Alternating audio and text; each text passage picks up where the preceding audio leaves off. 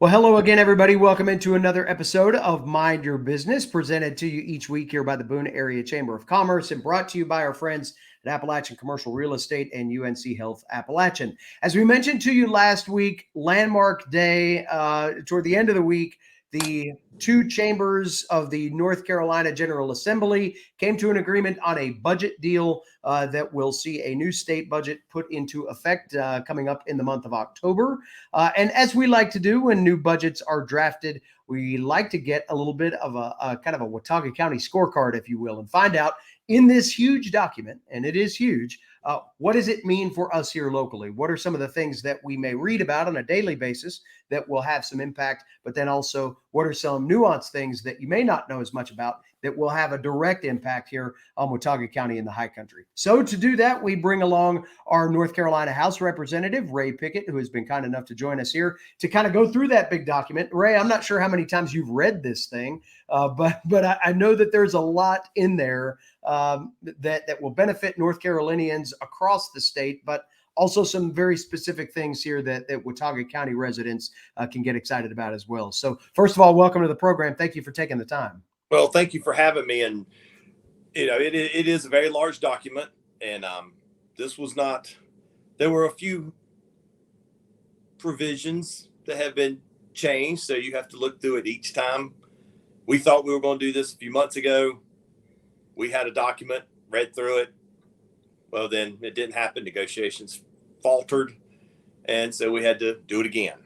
And I received the final copy last week on Monday. As I was driving down here, I received the approximately 1,400 page document. I got to Raleigh about 2:30, and I was reading through it till the wee hours of the morning, trying to, first off, you look for what I was trying to get for my district. That's the first thing you go through. Make sure that what you asked for is in there. So you're digging through a 1,400 page document, trying to find what you got for your district. And 93rd district fared pretty well.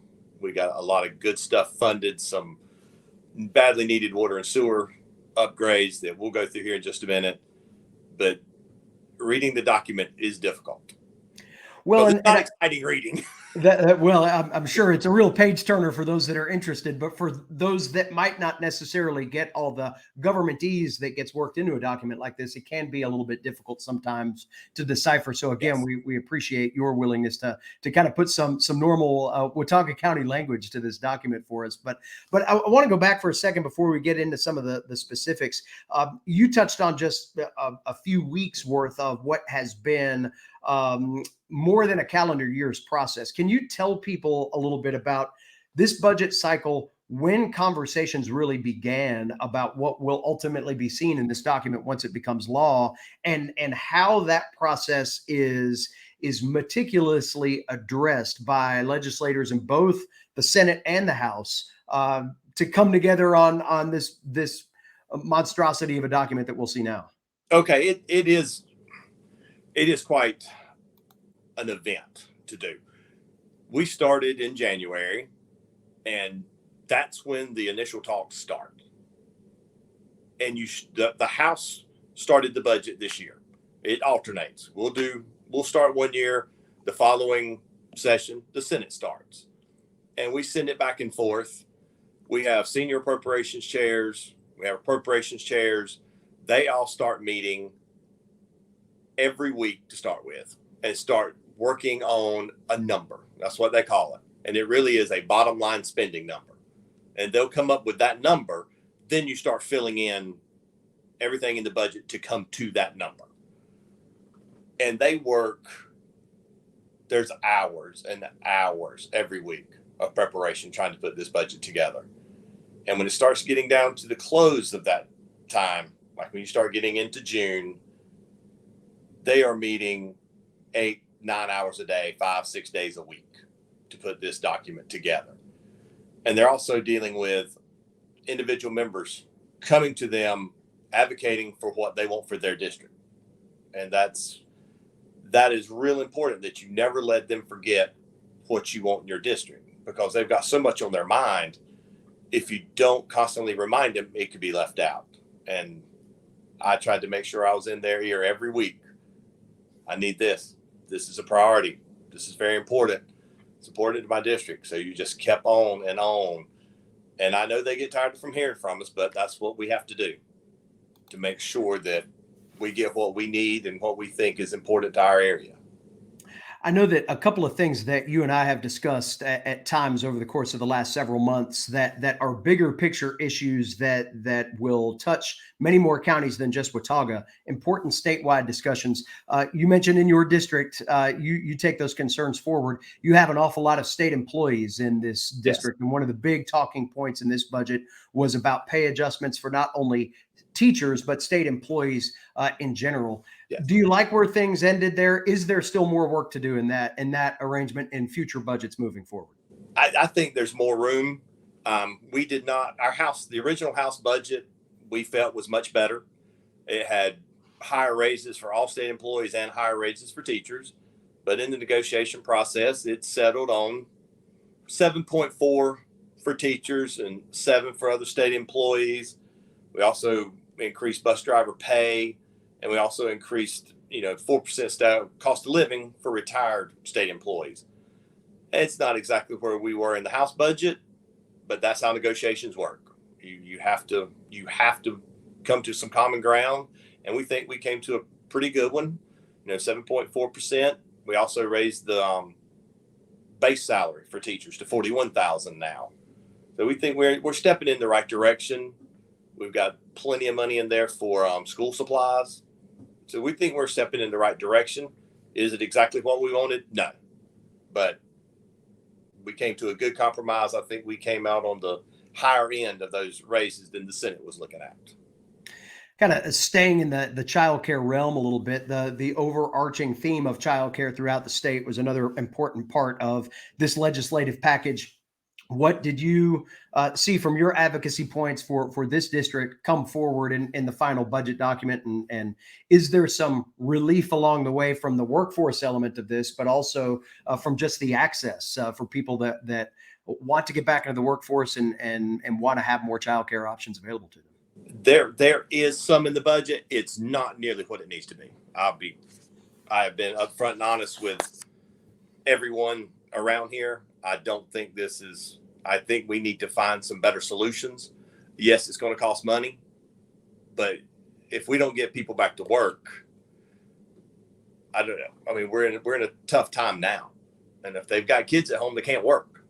If they don't have anywhere to put their kids, they can't work. So I really would like to see some more money spent. I'm trying to remember. I can't see trying to remember what the exact amount of money was, but there is there's some money in there to help alleviate some of the lost federal money that was coming down, but there needs to be more. I don't have the exact answer. I'm working on a couple of programs, one over in Ashe County now that we're trying to get up and running and get funded. That may be a help, but I have not been able to get it across the finish line yet, but I'm not going to give up on that. I think it's something we can look at across the state. It can't fix the problem, but it can help. Well, and just working alone on helping subsidize some of those stabilization grants that were kind of hanging in that federal balance, like you mentioned, that is a real feel type thing for rural counties across the state. So that will certainly be something that's felt. When you look at just the broader picture of housing, I know a lot of discussion statewide, certainly here in Watauga County, throughout the high country, about how affordable housing works in a state budget process. What was ultimately decided in terms of budget allocations, but really I'm more interested in kind of the flavor of that conversation. How much does the state feel like they've got to get involved in this process, and was that reflected in the budget as you see it? Right now, and I don't know that government can fix housing either. I don't know that we can do that. We have to come up with some kind of plan that we maybe can help, but I don't know that government can fix it. In an area like ours, the cost of building is just through the roof. I don't know what government can do to alleviate that. I know there are some programs. Well, I know of one in particular down in Buncombe County. That's something that we may can look at through a public-private partnership that may work. I can't get away from here long enough to actually go visit with the folks and see how they did it. But I think there's an idea there that maybe could work for our area. I know Asheville's a little bit bigger, but Buncombe County is not that far different than Watauga County.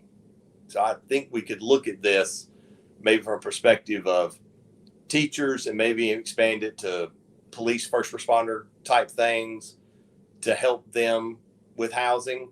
And maybe we could even look at something along the lines of our service industry. But the cost of building in our area is already prohibitive because it just costs more to build in the mountains with our terrain, our rock. It ends up costing more. So I'm still working on that and continue to work with you and everyone else in the area to try to come up with some ideas to do something, because it's a problem. Yeah, I know one of the conversations that we've been engaged in, and I know that you have been with other partners in the area, has been really not as much about budget, but about regulatory relief. Some of the things that drive up those construction costs that might not be reflected in a budget, but in the amount of time you've spent in Raleigh, I know you guys talk about other things too. Is that a conversation that continues to brew?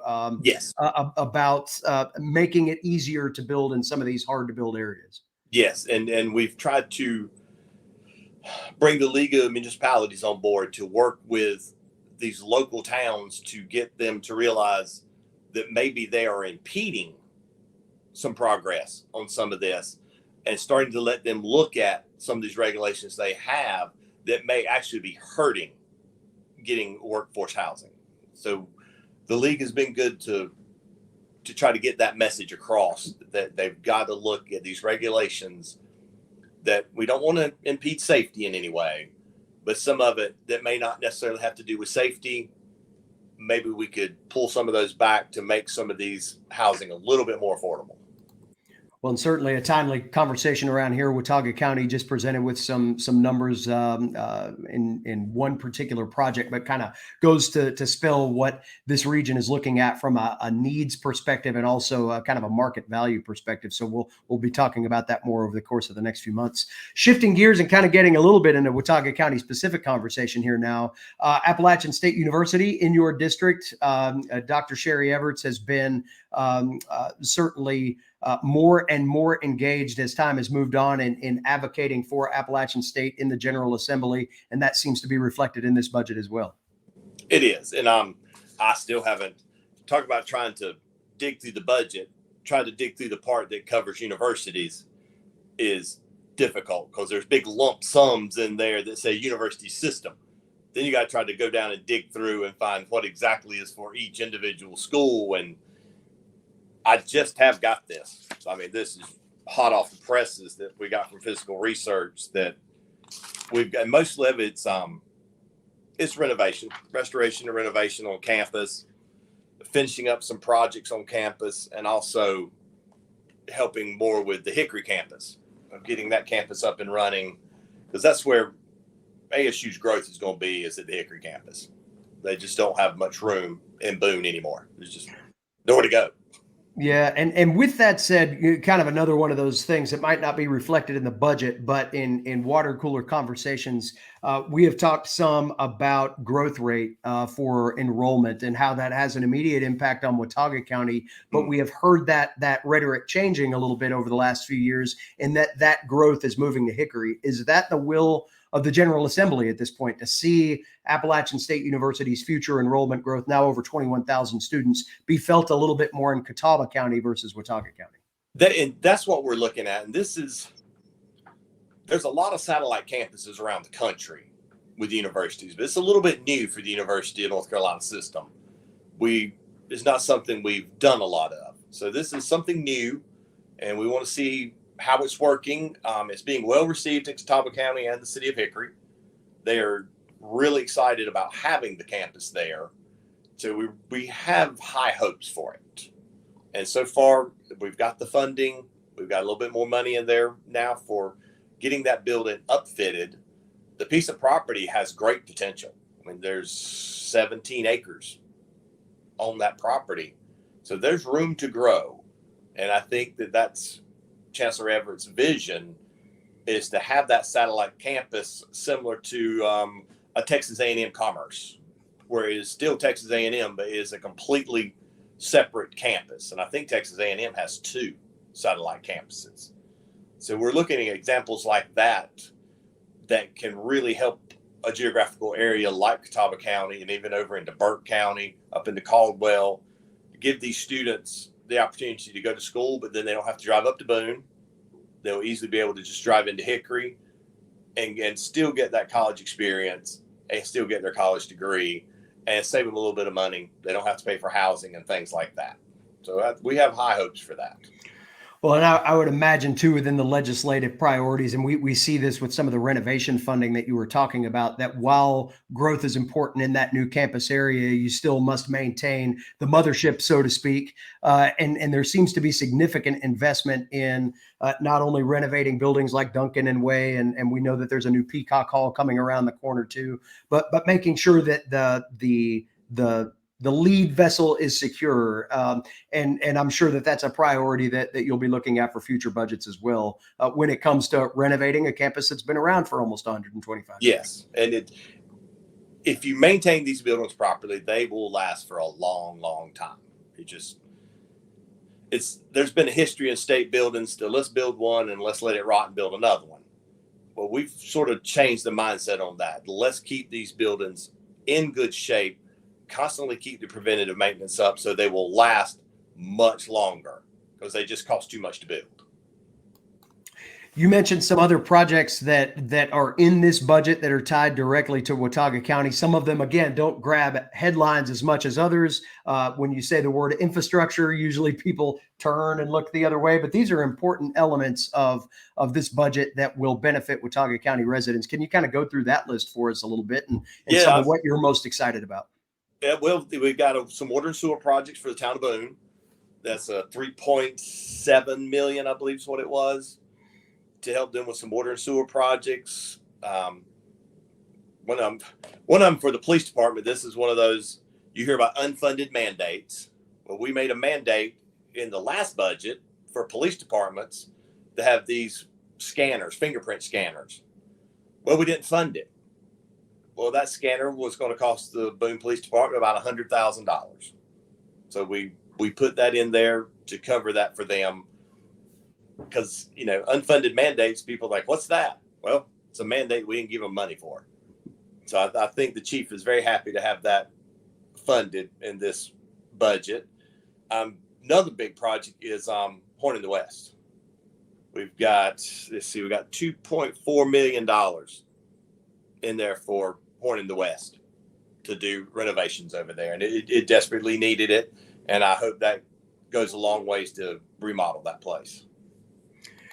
Yeah, that will certainly make that property not only more suitable for the Horn in the West outdoor drama productions, but make it a lot more versatile for other things. We know that that's the home of the farmers market, so many other shows and opportunity for more of that. So we certainly appreciate seeing that allocation in there. I know that you've been working too some with organizations like the Blue Ridge Conservancy on Middle Fork Greenway allocations. The town of Blowing Rock involved in that as well. Don't want to leave them out of this conversation. It seems like yet another step in the direction of working through the state to finish off what has been a legacy economic development project here. Yes, we got the full $2 million in this budget to go towards the Middle Fork Greenway. I was very pleased with that. I put that ask in, and I was hoping, okay, we'll go high. Think we'll get half, we'll get $1 million. That'll be great. But we got the full $2 million. My friend Wendy Patapursti was ready to do backflips. So I'm so glad to get that for them. I think that is a wonderful project. I've been involved with that even before I got on town council in Blowing Rock. And I think this is a great project that people are going to just love when it's completed. A couple of other quick questions for you while we've got you. And these are, again, a little bit tied to the budget, a little bit tied to really just conversation around the state at this point in time. We've talked with you over the last several months about the conversation around occupancy tax and how that is administered throughout the state. Obviously, when you start talking about infrastructure in a community like ours, those tax dollars can be very impactful, and we have seen those monies spent in that way. You, in your previous or in your regular life, know occupancy tax very well from being in the hotel business. So, what can you see on the horizon there? Is there anything to a shift of the current way that tax is spent on a broad state level, or will this be something that maybe we can expect to see more on an individual region or even county by county basis as people try to grapple with the amount of money to market tourism and the amount of money to invest in making sure there's something for people to see when they get there? That we have had that conversation with quite a few people, and I think they're starting to understand that the model that we're using currently needs to change, and I think they're willing to come and talk about it.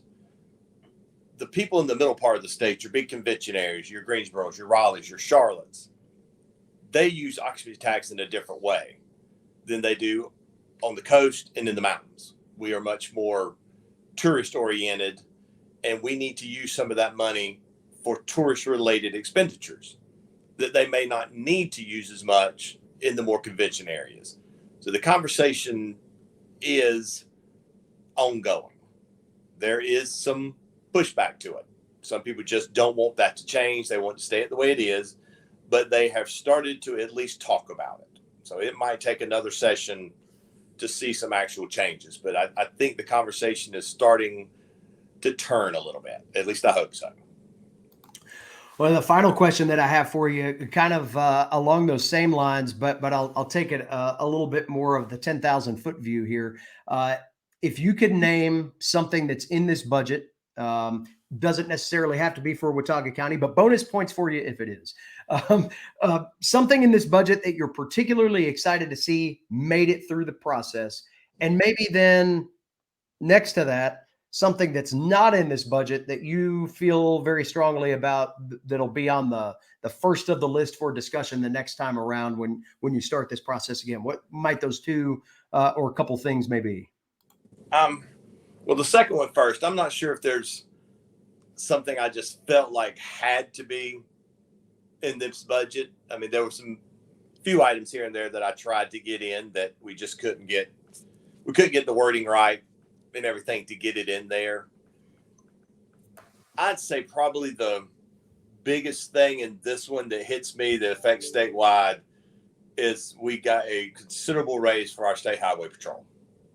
They were the last in the country in pay, and we have really stepped them up with an 11% raise, and they get step increases, so it really comes up to about 16.5%.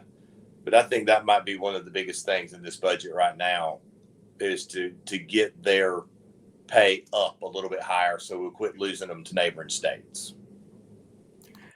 So now that the budget process is almost over, this will become law, like I said, right after the 1st of October.